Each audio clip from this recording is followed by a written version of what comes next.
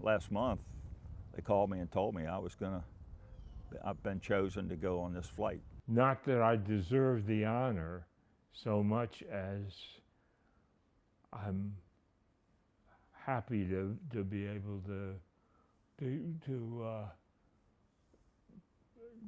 give some credit to the fellows that were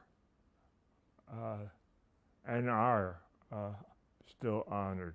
I've been holding my breath, wishing that I would be chosen, and I just lucked out, I guess. These U.S. war veterans are ready to go less than a day before their honor flight to Washington to visit the nation's war memorials. At 2 a.m., the veterans, accompanied by volunteers and family members, gather for an official ceremony before leaving Orlando, Florida. We are one of 130 to 135 hubs across the United States. We do 7 flights a year. Each flight we take 25 veterans and 25 guardians with 6 staff. That allows us to fit on one large motor coach with 56 people.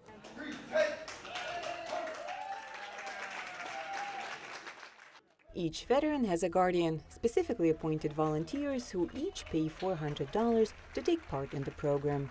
Peggy Gavigan is accompanying Korea and Vietnam War veteran Charles Smith. Well, my husband's a vet, and he did it, and he was telling me what an experience it was and how great it was, so I was really excited, and I wanted to be a guardian. A ceremonial guard greets the veterans at the airport. The Honor Flight program has flown 160,000 American war veterans to Washington since it began in 2005. It started with a retired Air Force physician's assistant. His name was Morris. He was working in Dayton, Ohio, I believe. And as the World War II memorial was finished, he was talking to World War II veterans, and they were not, many of them said, yeah, I have no way of ever getting there. I can't get there. So he was a member of the flying club, the local flying club. So he started by asking other members of the flying club to fly veterans to Washington, D.C. And the very first flight were in private little airplanes, and they took 12 veterans to Washington, D.C. The program grew rapidly and now works with a major U.S. airline. My lords, my ladies, now arriving in the airport terminal from Orlando, Florida, the Space Coast Honor Flight carrying veterans from World War II, Korea, and Vietnam.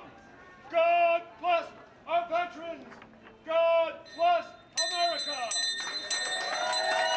In Washington, their busy schedule includes visits to the Marine Corps War Memorial, World War II Memorial, Vietnam Veterans Memorial, and the Korean War Veterans Memorial. That brings back a lot of memories. We didn't have any winter clothes. We were wearing, to break the wind, we were wearing our ponchos, which snapped together and formed a 2-man tent. After a day filled with memories, veterans come back home the same day. It's the best day of my life today, as far as the military goes. Nobody's shooting at you, nothing. I'm happy. I'm happy to be home and see these great memorials. I thought it was something I should do before I die. The program flights run April through November. More than 20,000 veterans are still waiting their turn to make the memorable trip. For Lesia Bakalets in Orlando and Washington, Anna Rice, VOA News.